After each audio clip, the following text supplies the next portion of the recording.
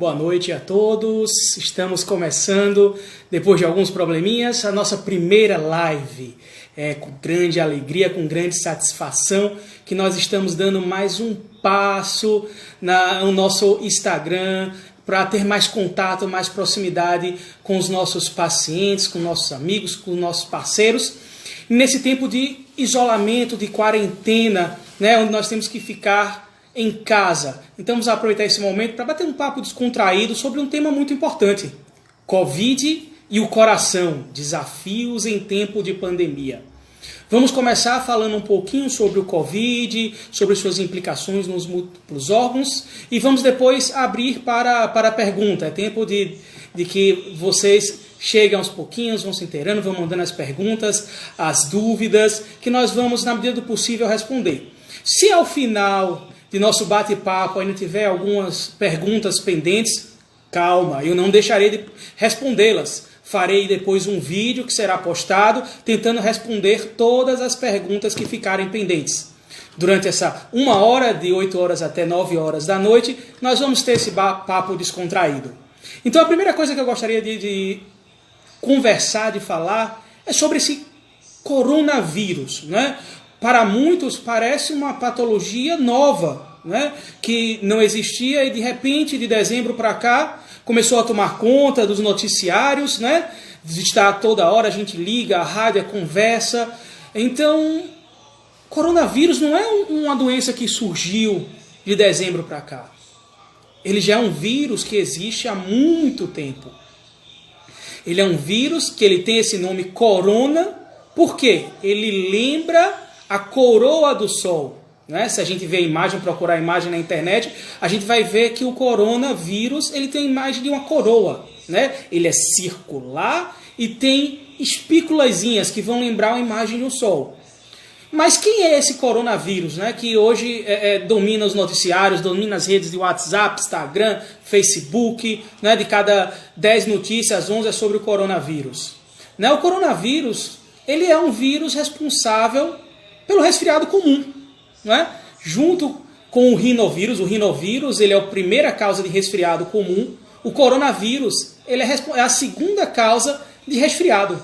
Então a gente já conviveu com o coronavírus, mas causando um resfriado comum, que é uma febre leve, desconforto no corpo, uma tossezinha seca, sintomas leves, não é esse coronavírus que a gente se acostumou entre aspas, nos últimos dias, A gente nunca vai se acostumar com uma doença que vem sendo tão letal. Então, ele era responsável pelo resfriado comum, a segunda causa. E a gente sabe que vírus é algo extremamente mutagênico. Ele sofre bastante mutação. Não é à toa que todo ano nós fazemos as vacinas contra a gripe. Qual a diferença, já que falamos em vacina para a gripe, do resfriado comum para a gripe? Então, no passado, nós tínhamos o coronavírus como sendo uma da segunda causa do resfriado, que eram sintomas mais leves. A gripe não. A gripe são aqueles sintomas mais intensos, febres mais fortes, acima de 38 graus, 38,5, dores mais intensas, tosses mais fortes, uma doença mais debilitante. E quem é o causador principal da gripe? Era o influenza, o H1N1, um dos mais agressivos que nós tivemos. E por isso nós fazemos a vacina contra a gripe. Então todo ano, esse ano passado, no anterior, nós tivemos incluso na nossa vacina a vacina contra o influenza, o H1N1, porque até então era o mais agressivo que tinha. Só que aconteceu,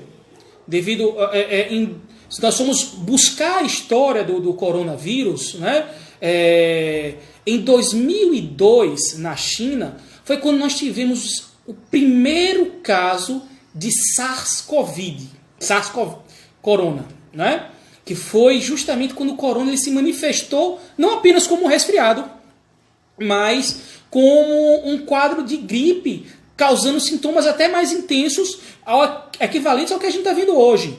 Sintomas de pneumonia, causando síndrome da angústia respiratória, né? Síndrome aguda respiratória, pacientes com falta de ar precisando ser entubado. Só que o que aconteceu? Foi esse primeiro episódio, essa primeira mutação, né, mais agressiva do coronavírus, ele se limitou. Tivemos apenas uma quantidade pequena de mortos no mundo.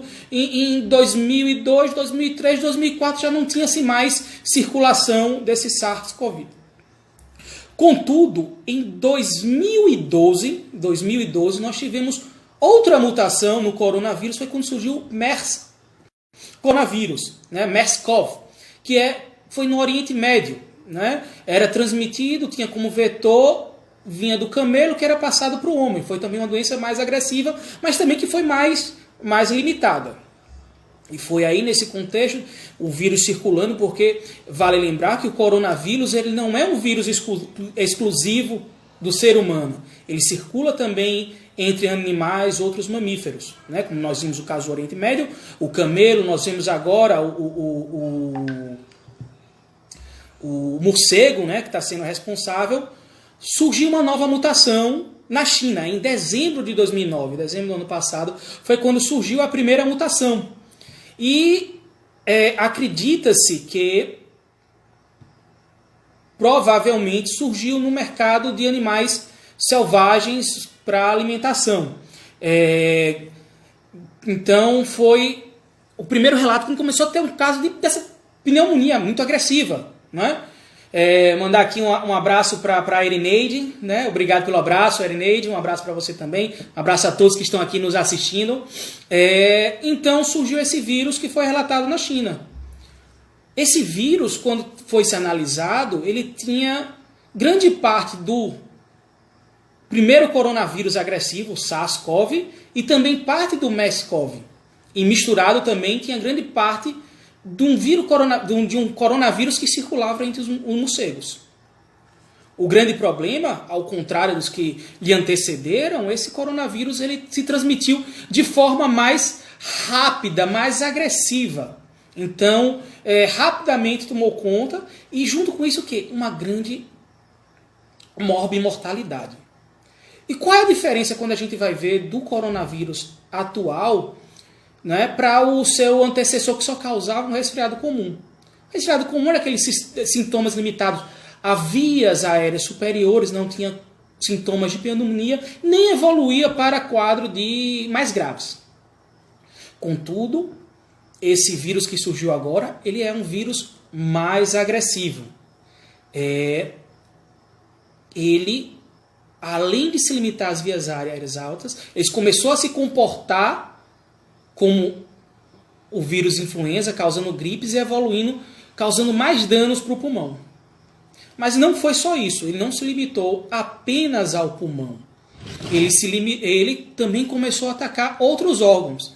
E nós vamos ver que esse comportamento do vírus em outros órgãos tem a ver com o receptor ao qual ele se liga para poder invadir a célula. Tá certo? O receptor que esse vírus novo, o SARS-CoV-2, conhecido como Covid-19, como ficou conhecido, ele se liga a uma enzima conversora de angiotensina. Ela é muito presente no pulmão, mas também ela está presente em outros órgãos. Por exemplo, coração, rins, intestino. E devido a esse estar presente em outros locais, ele termina tendo um acometimento em múltiplos órgãos. E a gente vê no decorrer da história do paciente grave que a maioria às vezes termina morrendo, falecendo com falência de múltiplos órgãos. Às vezes os órgãos começam a ter deficiência, justamente porque o vírus ele não se limita apenas às vias respiratórias. Grande problema. Nós não temos vacina, nós não temos remédio comprovadamente eficaz no combate do vírus. Então, a medida no momento mais eficaz para diminuir o impacto desse vírus em nosso meio ainda continua sendo o isolamento ou medidas ainda mais agressivas como, por exemplo, o lockdown. Não é uma medida agradável, mas é uma medida necessária. Que quando a gente volta no tempo e vê outras grandes epidemias que aconteceram no mundo, não é? como a gripe espanhola, nós vemos que em todas elas o isolamento social esteve presente. E o isolamento social, ele não baixa apenas a questão da curva de infecção e prolonga ela, mas à medida que proporciona que, por estarmos infectando menos pessoas, essas pessoas terão mais acesso ao serviço de saúde, então nós estaremos fazendo com que menos pessoas terminem morrendo. Então o isolamento social, ele também vai diminuir a morte, ele tem um objetivo de diminuir a quantidade de mortes, não é? E o que aconteceu? Nós falamos que esse vírus ele não se limita apenas ao coração. E quando nós vamos ver quem ele acomete, aí é que está o grande problema. A gente é muito acostumado a ver um resfriado comum, muito acometendo pessoas jovens, crianças, vias aéreas superiores. Mas esse vírus ele começou a acometer pessoas com idade mais avançada e, à medida que foi se vendo dados epidemiológicos, começou-se a comprovar que aqueles pacientes que já tinham alguma doença crônica, como, por exemplo, doenças cardiovasculares, como hipertensão, infarto prévio, insuficiência cardíaca, alguma arritmia, pacientes diabéticos não controlados, não é? Pacientes mais idosos, acima de 60, 65 anos, era quem estava com maior risco, tanto de se contaminar, como o risco de ter efeitos colaterais e de morrer.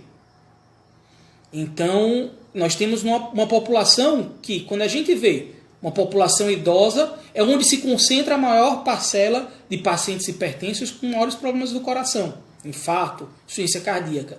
Então, é um paciente idoso que ele provavelmente vai ter outros fatores associados. E qual é o grande problema do coronavírus, do Covid-19? Ao atuar, né, até essa ação no receptor ECA2 para poder acessar a célula, entrar dentro das nossas células, ele desencadeia uma resposta inflamatória. Então, muitos acreditam que essa resposta inflamatória seja um dos fatores que contribuem para o quadro clínico. Principalmente quando a gente vai analisar, por exemplo, a inflamação, os sinais tomográficos, não é? Que a gente vê no SARS-CoV-2, o Covid-19, justamente sinais de inflamação, né? Agora, qual é o grande problema? Esses sinais de inflamação eles não são exclusivos do Covid-19. Então, por isso, não basta ter sintomas, porque se a gente for ver os sintomas do coronavírus, eles são sintomas que são comuns a quadro de resfriado, a quadros de gripes, síndromes gripais, né? A quadros alérgicos. E as alterações que a gente vê na tomografia não são exclusivos do coronavírus. Outros quadros gripais, gripes mais agressivas, também podem causar esse quadro de inflamação. Por isso que o diagnóstico ainda é limitado ao reconhecimento do vírus ou da sorologia, identificação de que se já teve contato através da sorologia. Nós não temos ainda como definir apenas pelo quadro clínico, porque é um quadro clínico que é comum a outros vírus e bactérias. Não é só vírus que causam, bactérias também podem causar esses sintomas. Muito importante lembrar. Então, se nós temos uma inflamação no pulmão, se esse vírus que atacou o pulmão está causando inflamação, e ele pode atacar outros órgãos, como por exemplo o coração, como nós citamos, então uma das manifestações que nós vamos ter do acometimento do coronavírus no coração é a inflamação, a miocardite, a inflamação do músculo cardíaco. E isso pode trazer uma grande repercussão. Vamos imaginar que uma pessoa que tem um coração normal e de repente começa a ter um problema que vai diminuir a capacidade respiratória, então ele vai ter falta de ar, dispneia, dificuldade para respirar, menos oxigênio circulando para os órgãos. Isso vai sobrecarregar o coração. Um coração saudável pode conseguir se manter, mas de repente, tendo a inflamação no coração, vão ser duas patologias, inflamação do coração, inflamação do pulmão, que vão intensificar o sintoma de cansaço. Então aí vem o primeiro ponto para pensar no tratamento, porque tudo nessa doença ainda é, vamos dizer assim, muito na base do pensamento, né? Na teoria. Nós não temos ainda nada concreto, infelizmente, como é algo que processa muito rápido. Nós não temos vacina, não temos medicamento, então a gente vai aos pouquinhos aprendendo. Então, como ela está acometendo o coração, está acometendo o pulmão, uma inflamação, está levando ao cansaço, então nós, para melhorarmos esse cansaço, temos a ventilação não invasiva, temos o auxílio com tubo, ventilação mecânica, ou de repente, se esse coração está inflamado e não está conseguindo funcionar de forma adequada, de repente a gente vai precisar fazer um suporte para esse coração, de repente com um auxílio de máquinas que vão ajudar o coração a suprir essa falta de funcionamento do coração. Mandar um abraço para Alcioneide, Ivonete, Luciene, estão todos assistindo. Mandar um abraço para Maria de Fátima, Mariano, Evelino, que estão acompanhando aqui. Já temos aqui uma pergunta, vamos dar então, de Sebastião Neto. Um abraço, Sebastião Neto. Quem controla a pressão com medicamentos faz parte do grupo de risco? O que ele coloca é o paciente ser hipertenso. Mas quando a gente vai ver, claro que aquele paciente hipertenso não controlado, ele é um paciente que está em maior risco. Ele coloca como sendo o não controlado. Quando a gente compara com a população que não tem hipertensão, ter hipertensão é um risco maior. Mas você não está controlando a hipertensão do que está controlando, você vai estar ainda com um risco mais elevado. Tá certo? Outro ponto, lembrando, medicações. Como se tem esse conhecimento de que o vírus ele se liga às células, invade as células através da enzima conversora de angiotensina 2, algumas medicações elas têm um efeito que podem aumentar, estimular as células a aumentarem a quantidade desses receptores nela.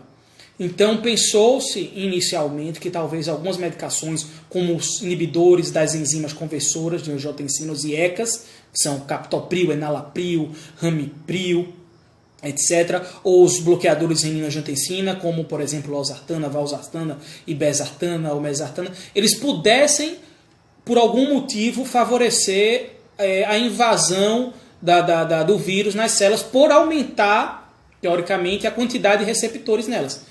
Mas não foi verificado, né, com uma observação, que isto ocorra. Então, inicialmente tinha essa dúvida, mas hoje não há mais essa preocupação. A medicação devem ser todas mantidas. Não deve suspender nenhuma medicação, a princípio, antihipertensiva. Ivonete mandou uma pergunta aqui. Qualquer doença pré-existente é grupo de risco? Não, eles botam como doenças pré-existentes, doenças cardíacas, teve infarto, tem uma doença obstrutiva, algumas arritmias, doenças cardiovasculares e diabetes, são as principais, né? São as principais doenças crônicas que estão relacionadas a fator de risco de morte e mortalidade. Outra pergunta aqui, qualquer pessoa pode fazer o teste? A Doce Delícia está perguntando, um abraço. Olha, o ideal, né, é que o teste do coronavírus seja feito em quem tem suspeição. Por quê? Nós temos, infelizmente, uma carência de exames para realizar para quem está, profissionais médicos, quem está com sintomas. Então, nós deveríamos reservar essa quantidade limitada de exames para pacientes que estão com sintomas mais graves, pacientes que estão internados, ou profissionais da área de saúde, médicos, enfermeiros, fisioterapeutas, odontólogos. Né? Então, eu acho que não devemos sair testando todo mundo. Agora, se nós tivéssemos disponível para toda uma população, fazer de forma... E outra coisa, não é para fazer no momento, porque se a gente faz teste do Brasil todo hoje, amanhã é o momento, foi o hoje. Mas amanhã a gente não pode dizer que quem deu negativo hoje, amanhã não vai estar se contaminando. Né? Seria um retrato do dia de hoje, se a gente faz o exame. Teria que ser um exame de forma rotineira e seria custoso. Eu acho que interessante seria, quem tem suspeita, se nós pudéssemos, testaria todo mundo. Né? Ou, de repente, quem é profissional de saúde, quem trabalha com contato de pessoas, seria interessante testar e testar assim de forma regular se desse negativo. Seria o ideal. Mas como nós não podemos fazer isso, devido a limitações técnicas operacionais, então nós devemos limitar os exames ao grupo que está mais grave e a profissionais da área de saúde. Vamos ver aqui. Cristiane, Carlos, Joyce, Dona Carolina, um abraço, obrigado aí pelo abraço. Graciene, Flávio Vasconcelos, um abraço também. Em relação aqui à questão do uso da máscara, é importante que a máscara ela serve como uma barreira, né? Ela vai nos proteger, porque qual é o principal meio de contaminação do coronavírus? Principalmente por via respiratória. Né? Gotículas quando a gente espirra, quando a gente assou o nariz, né? Ela vai estar no ambiente, quem estiver próximo, tiver contato, pode se contaminar. Ou gotículas, por acaso espirrou, ficou, vamos dizer, num batente, no parapeito, na mesa, né? E você passou a mão. E, importante que não é só pela via aérea que você vai estar se contaminando. Você passou a mão, coçou o olho, contato de secreção contaminada com mucosa também pode causar infecção. Como ele também, a evidência, né, da presença, já foi detectado o vírus em fezes, no trato gastrointestinal, e porque tem esse receptor que ele se liga também no trato gastrointestinal, há também essa possibilidade que talvez a transmissão fecal-oral possa contaminar as pessoas. Então, higiene em todos os aspectos é um dos fatores mais importantes para evitar propagação da doença. Então, o uso de álcool gel, mas lembrando que o uso do álcool gel ou álcool líquido 70%, se suas mãos não estiverem sujas, isso é, usou uma luva, ficou, por exemplo, talco, ou pegou alguma coisa, tem algum resíduo, a limpeza é com água e sabão. Não é? Clorexidina, aparentemente, eu vi algum relato de que clorexidina parece não ter efeito contra o coronavírus. Né? Então, usar sabão comum, lavar de forma demorada e sequencial. Tá certo? Não lavar apenas as mãos, é bom lavar punho, né? A faixa levanta, depois lava direitinho entre os dedos, dedão. Se possível, sair sem aliança, evitar o máximo de adereço, porque o vírus ele pode ficar ali preso. E de repente, na hora que você ter o cuidado com manipular, tá se contaminando. Óculos, tendo cuidado sempre de estar fazendo a limpeza do óculos, água, sabão, álcool, para poder evitar. E máscara. Máscara. Saiu, usa máscara. Foi no mercado, por mais que não, tô indo na casa de meu pai e minha mãe, vai com a máscara. Porque, grande problema, existem pessoas que têm um coronavírus, mas são assintomáticas. São pessoas que estão transmitindo, mas não sabem porque não estão. Então, repetindo que deu uma pausazinha. Então, existem pessoas que não estão sentindo nada, mas estão com coronavírus e estão transmitindo. Então, por isso que todos nós devemos usar máscaras e, se possível, se for fazer algum procedimento, às vezes até o uso de óculos. Ou aquele face shield, né? Seria o ideal. Mas máscara e isolamento é o melhor remédio que nós temos no momento. Por que o melhor remédio? Né? A gente está hoje num boom, todo mundo recebe clorexidina. Clorexidina, até agora, as evidências elas são conflitantes. Então, nós temos evidências de que a clorexidina, né, ela pode trazer melhor, e existem outras evidências que ela é a mesma coisa que está bebendo água e não está fazendo nada. Então, enquanto a gente não tiver essa balança a favor de, seja a clorexidina e outras drogas, que nós ainda estamos em estudo, nós não podemos usar em pacientes leves, porque pacientes leves são aqueles pacientes que vão começar a doença e 90% dos casos eles vão terminar o curso bem, sem precisar nenhuma complicação. Né? Então, e qual é o problema? Se eu começar a usar uma medicação que eu não tenho evidência na população geral, eu vou estar aumentando a chance de que efeitos adversos existam. principalmente, que alguns esquemas precisam de doses mais altas, associação com outras medicações, e é justamente esse ponto de associação ou doses mais altas que vai se tornando mais frequente a chance da ocorrência de sintomas adversos. Então, hoje as drogas elas estão limitadas àqueles pacientes mais graves como uma medida salvadora. Nós não sabemos o que fazer, existe essa evidência que ainda não usa, o paciente está morrendo, então vamos fazer para tentar salvá-lo. Mas pacientes leves, nós estamos submetendo a um risco com um benefício ainda baixo. Na hora que o benefício dessa droga for superior ao risco de administrá-la, nós vamos prescrever para pacientes em todos os níveis, mas por enquanto só pacientes graves. Abraços para Jep Neus. Tomo a mesma medicação para hipertensão há muitos anos, pode deixar de fazer efeito, aí doce delícia. Existe uma suposição que talvez medicações como os ECAs e BRAs, ao longo do tempo, talvez pudessem deixar de fazer efeito, por causa de uma compensação no local onde ela faz efeito, mas nada comprovado. Então, teoricamente, a medicação que você vai começar hoje, ela vai estar fazendo o mesmo efeito ao longo do tempo. O que acontece é que a gente sabe que a doença é uma doença, a hipertensão arterial, ela é uma doença progressiva ao longo do tempo. À medida que a gente vai envelhecendo, os vasos vão ficando mais rígidos, né? Outras alterações no organismo vão favorecendo o aumento da pressão, ganho de peso, sedentarismo, hábito de fumo. Então, o que acontece? O que acontece não é que a medicação deixou de fazer efeito, é que, por alterações diversas no organismo, ela não está sendo suficiente para poder controlar as alterações e a elevação que ela vem causando. Então, a gente vai precisar associar outras medicações para poder compensar. Mas a medicação, a princípio, não deixa de fazer efeito.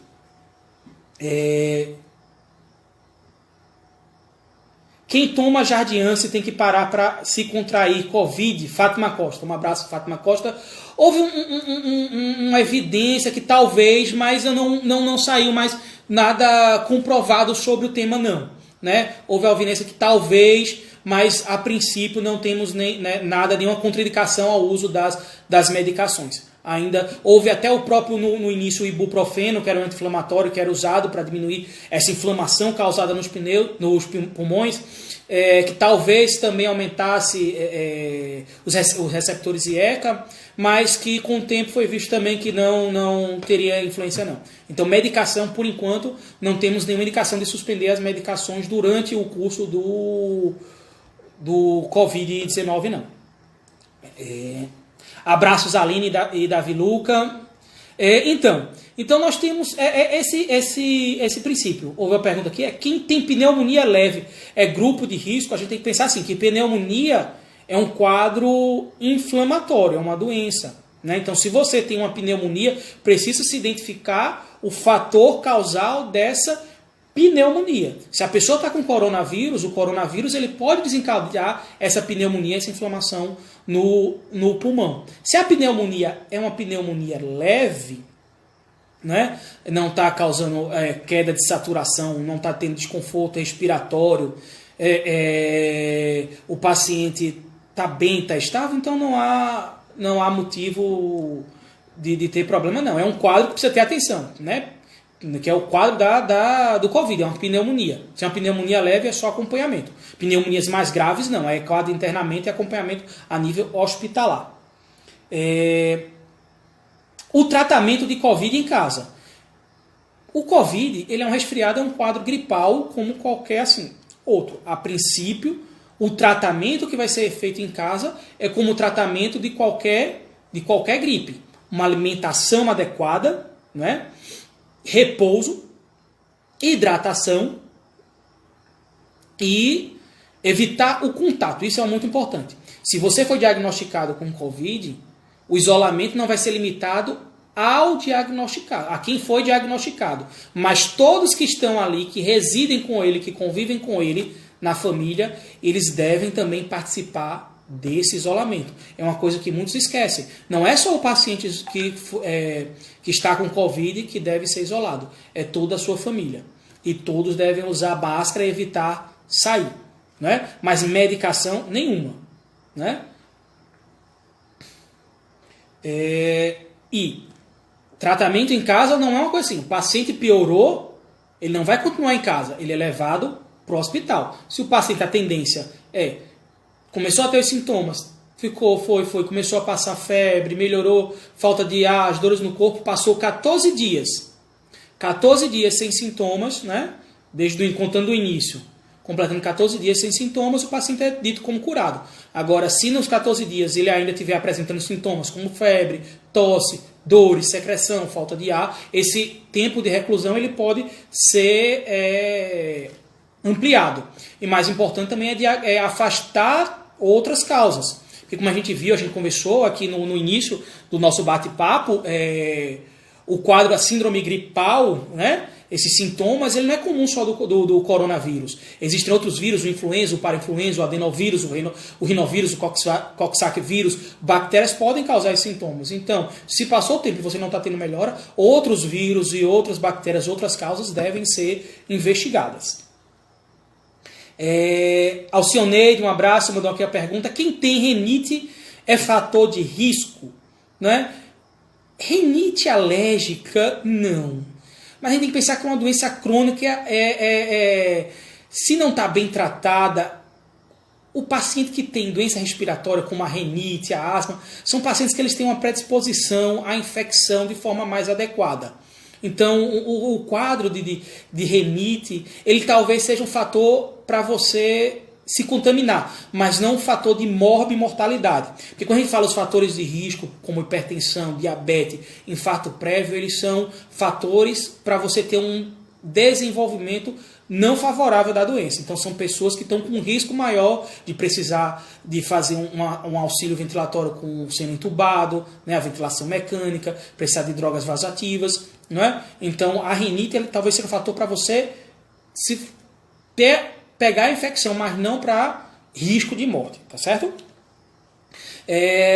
Uma coisa importante, que a gente vê muito assim, a questão do pulmão. Mas como eu falei, ele também afeta a nossa bomba, o coração. O coração ele pode sofrer ação direta do vírus.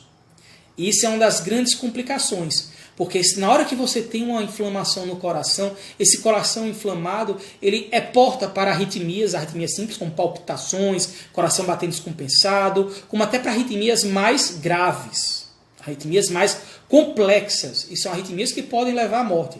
Por isso que é a grande, às vezes, preocupação das medicações que estão sendo testadas, porque algumas delas elas favorecem o aparecimento de arritmias complexas.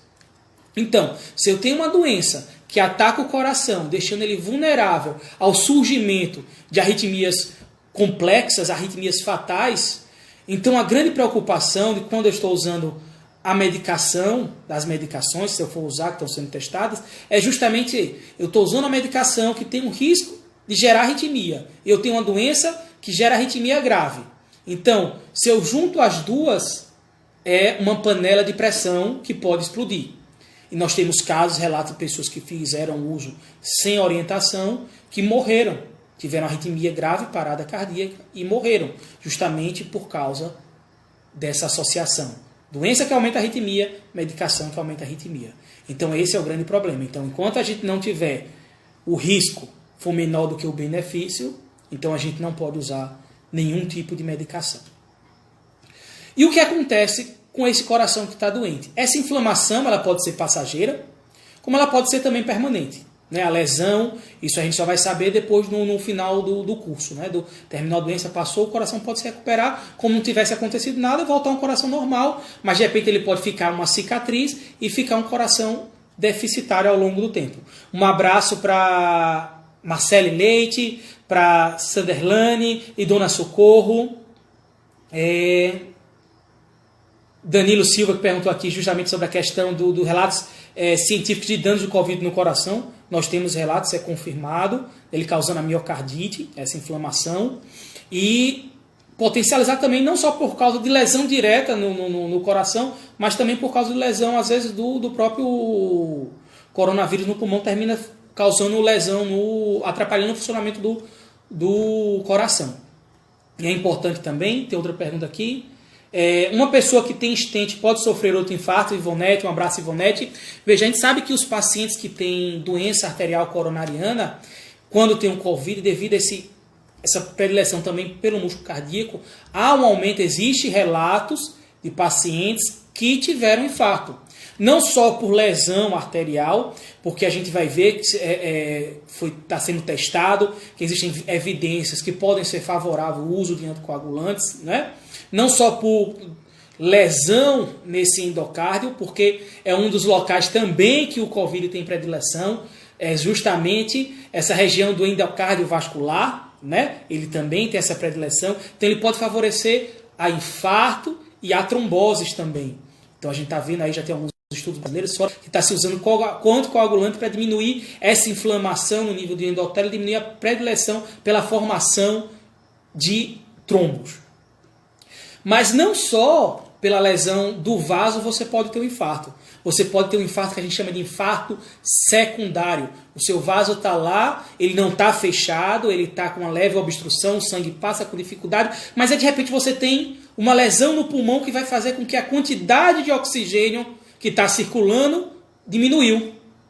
Então, a quantidade pouca de oxigênio, aquele coração que já tem um vaso, que está com a luz ali um pouco obstruída, estava dando conta e de repente diminui a quantidade de oxigênio, ele não consegue se dilatar, não consegue aumentar o fluxo para suprir aquela baixa de oxigênio no sangue. Então, mesmo você não tendo obstrução, porque você caiu a quantidade de oxigênio, você pode ter um infarto secundário. Um infarto porque a quantidade de oxigênio que o coração precisava, ele não está conseguindo receber do pulmão através daquele vaso obstruído.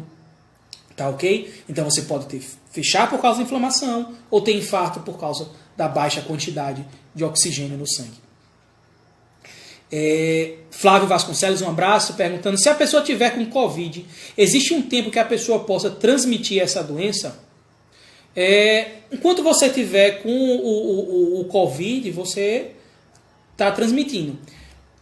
Geralmente, assintomático, passou 14 dias, né?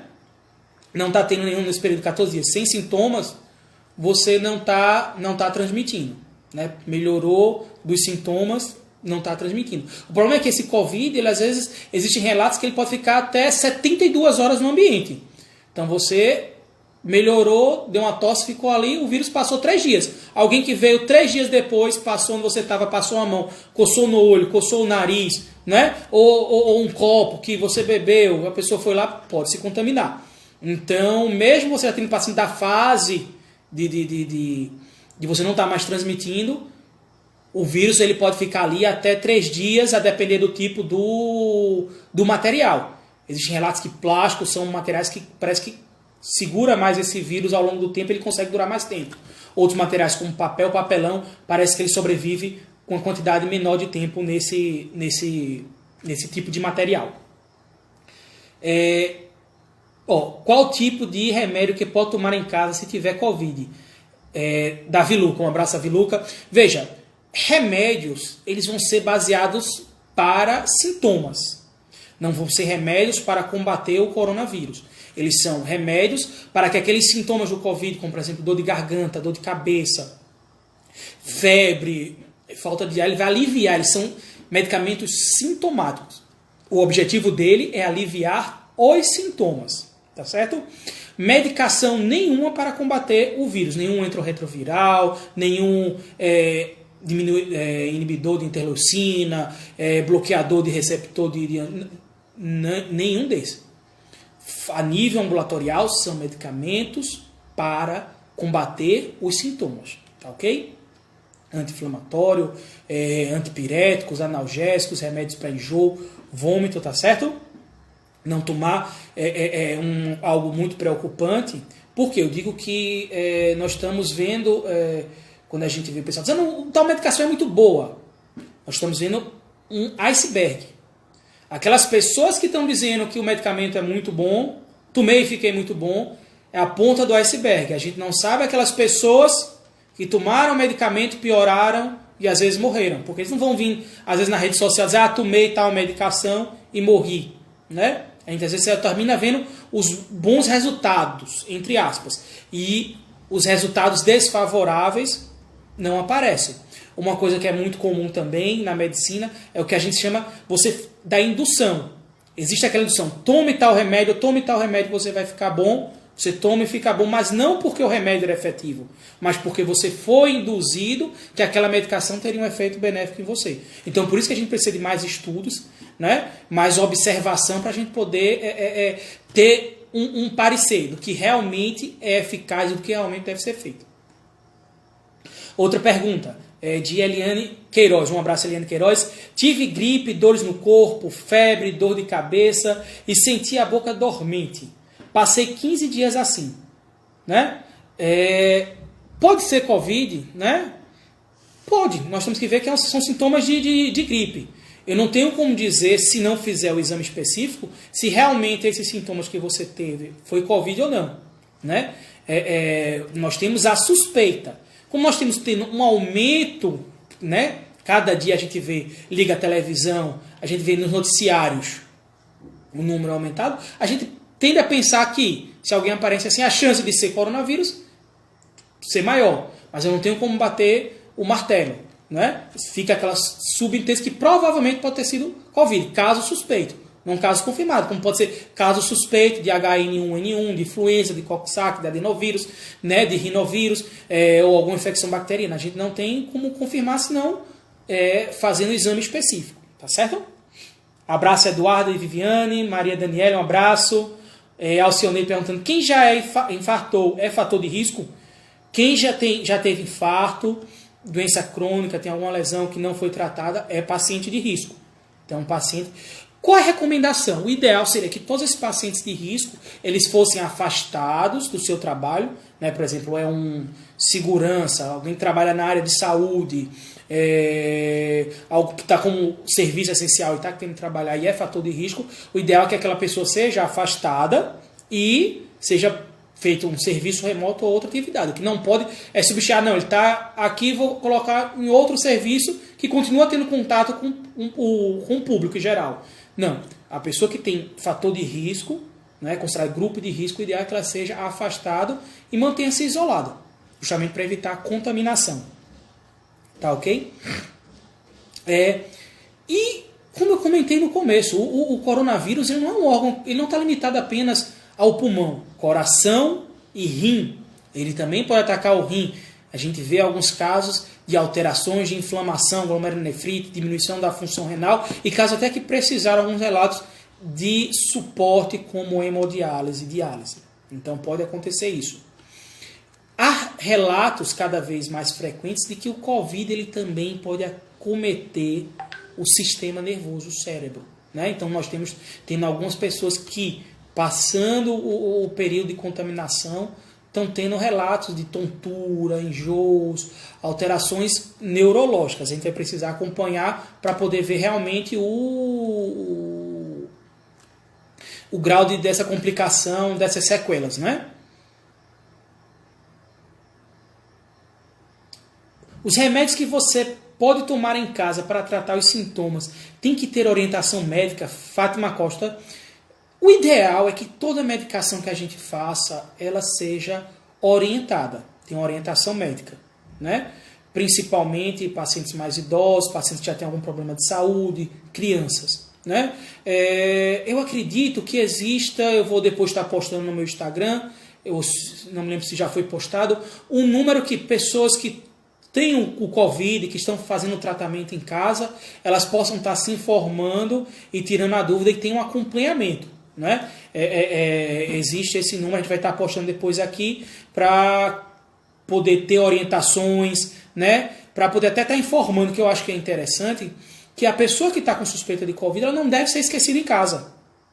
Tem que estar se monitorando, aquela pessoa está melhorando, como é que está ficando em casa, está precisando de alguma coisa, teve piora dos sintomas, porque o que eu vejo muito, isso é impressão minha, a gente está se preocupando com os pacientes mais graves, mas antes daquele paciente ser mais grave, né? Tava aquele paciente assintomático embaixo que estava transmitindo, aquele paciente que estava em casa, de repente piorou porque faltou um acompanhamento médico, faltou informação. Então nós temos que tratar desde o ápice, o paciente mais grave, aquele paciente que está precisando de todos os cuidados mais intensos, mas também aquele paciente com sintomas leves, né? Quais os cuidados se você tem febre reumática sobre o Covid? Maria Daniela, um abraço, Maria Daniela. Cuidados primeiro. Não deixar de fazer uso de forma rotineira do benzetacil, que é a penicilina G-benzatina, não suspender, não é? Isso é muito importante, que é para evitar que a lesão progrida.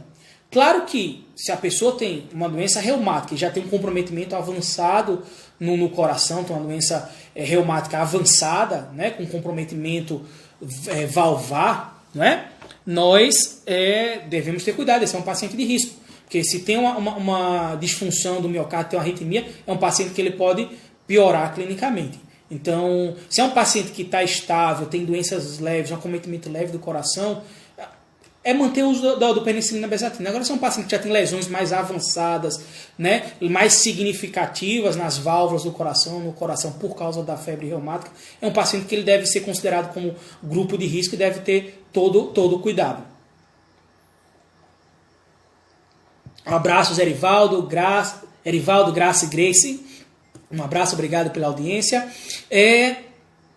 Outra coisa, o coronavírus, não só o coronavírus, eu digo, vamos pensar assim, num quadro da epidemia. Foi uma coisa que me deixou muito preocupado, é que as outras doenças elas continuam aí. Então nós não devemos esquecer as outras doenças, como a hipertensão, o infarto, mas também outras doenças importantes.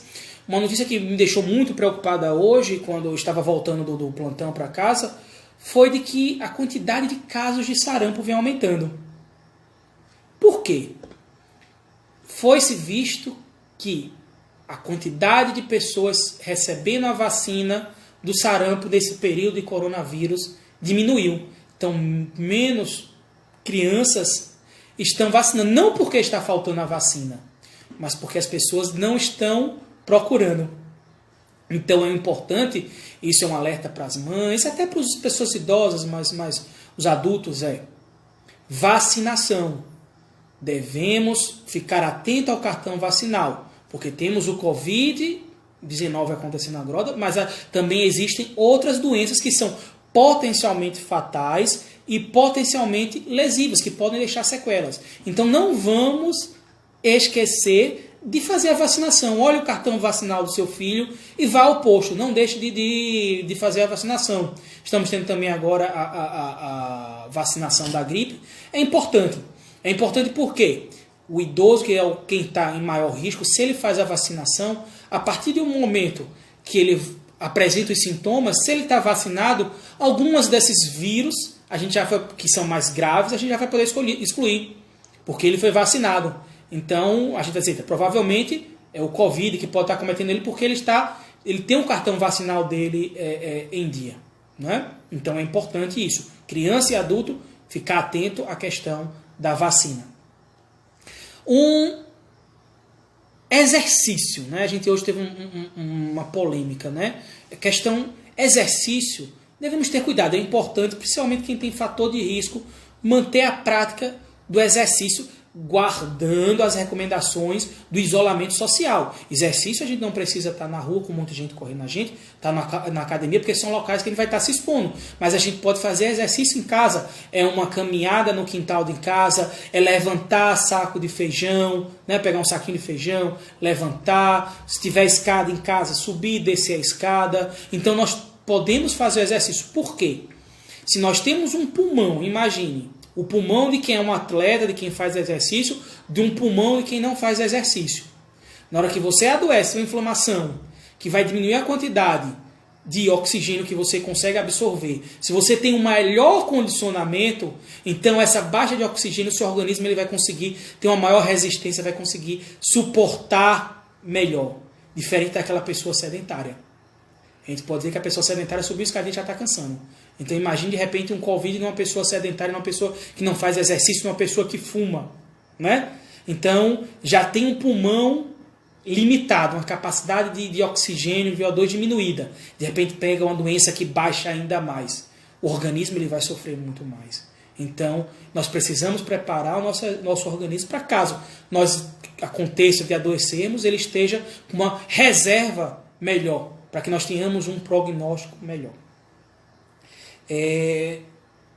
Eveline mandou um abraço. Um abraço para ele, mandou uma pergunta. Doutor, qual o maior desafio para os profissionais de saúde frente a esta pandemia e a desafio para o nosso serviço de saúde? O grande desafio que eu vejo é a grande quantidade de informação que vem sendo gerada no momento. Infelizmente,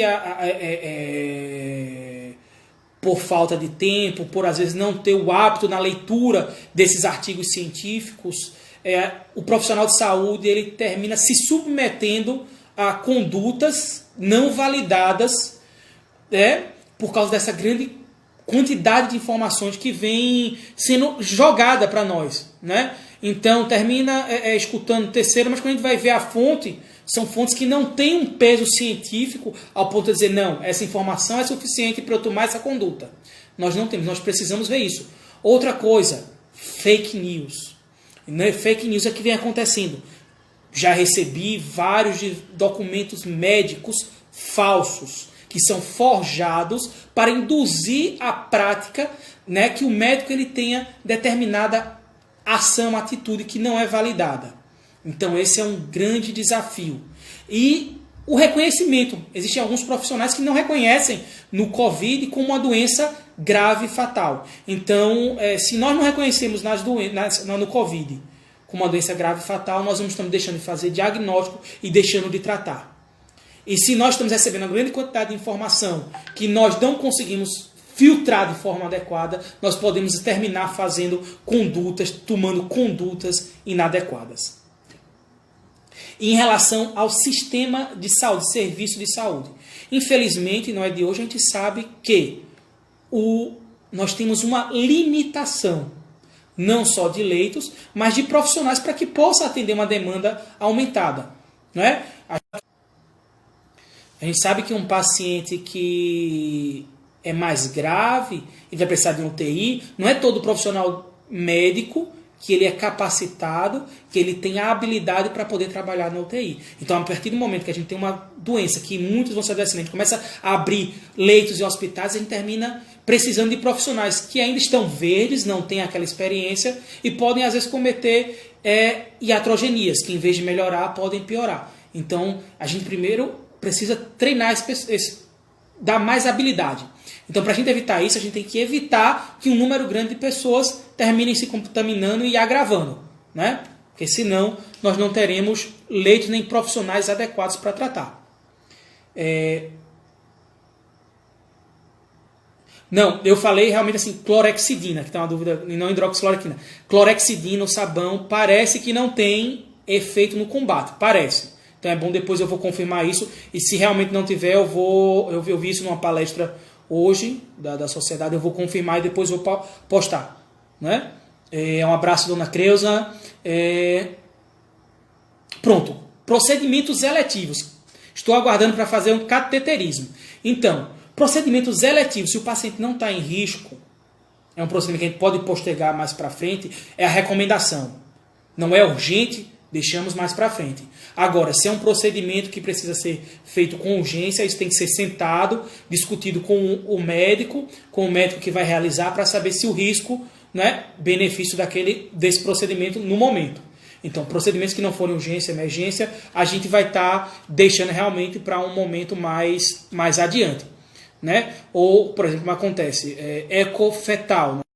É um procedimento que a gente tem um período para fazer, então a gente não pode estar postergando. Então a gente termina realizando nesse momento, porque a gente não vai ter como realizar daqui a 1 mês, 2 meses, né? Porque o bebê já pode ter nascido. Abraços, Cefátia de Assunção, Valquíria e Tatiane, um grande abraço. A gente já deve estar aqui praticamente acabando. Vamos fazer aqui, estamos com... Já acho que vai encerrar. Então vamos fazer algumas considerações finais. Vocês podem deixar perguntas, que depois as perguntas que não foram respondidas nós vamos estar fazendo um videozinho para tentar de forma sucinta responder a todo mundo. Então nós estamos com a doença, que é novidade para a gente, não é? Mas não novidade na existência dela, mas na novidade como ela está se comportando. Então nós não temos nenhum tratamento ainda que é sabidamente eficaz. Nós temos comportamentos que podem trazer maior proteção e fazer com que um sistema de saúde que é limitado, somente o SUS a gente sabe que é limitado, possa atender os casos graves, que é a conduta do isolamento, o uso de máscaras, uso de higiene como limpeza, uso de álcool gel. Então, nós não temos que nos pegar no que é incerto. Nós temos que pegar com as duas mãos no que é certo. Manter o isolamento, fazer uso de álcool gel, máscara e esperar que isso vai passar. Mas uma observação ao que eu falo com minha esposa, falo com outros colegas. Não vai ser a primeira pandemia que nós vamos estar vivenciando. No futuro, nós vamos ter outros momentos em que vamos nos defrontar com outras pandemias. Então, que essa experiência que estamos vivendo em 2020, ela sirva de exemplo para que, a partir de agora, comecemos a traçar, né, condutas, nos preparar para quando uma nova pandemia acontecer, nós possamos prestar um maior cuidado, não só à saúde, mas também à economia. Porque quando a gente vai ver artigos antigos, uma grande preocupação que ia acontecer era a economia. Mas ele dizia, não é a questão da economia que nós temos que preocupar, é com a saúde. A população ela tem que ser resiliente, porque em qualquer pandemia a economia vai ser afetada. Então nós temos que ser resiliente e resistente. Mas para isso, o governo, a população, juntas, tem que se preparar. Para quando isso acontecer, nós temos a resistência para superar a doença e ter resistência a todos os desafios que elas vão nos enfrentar. Vidas, quando se perde, nós não temos como retomar. Mas uma economia, um país que caiu uma escada, se levantou, nós temos uma casa que quebrou, nós temos como reconstruir. E para isso a gente precisa da saúde dos brasileiros para juntos reconstruirmos nossa nação. Um abraço a todos, que Deus nos ilumine e nos ajude a superar. E, se Deus quiser, vamos estar nos reencontrando em outras lives, falando por outros temas. Mandem sugestões para que façamos mais lives. Qual o tema que gostaria de ouvir? Hipertensão, infarto, insuficiência cardíaca, miocardite. Outro tema que seja na área de saúde, que, sendo viável, nós vamos conversar. Um grande abraço a todos e uma boa noite.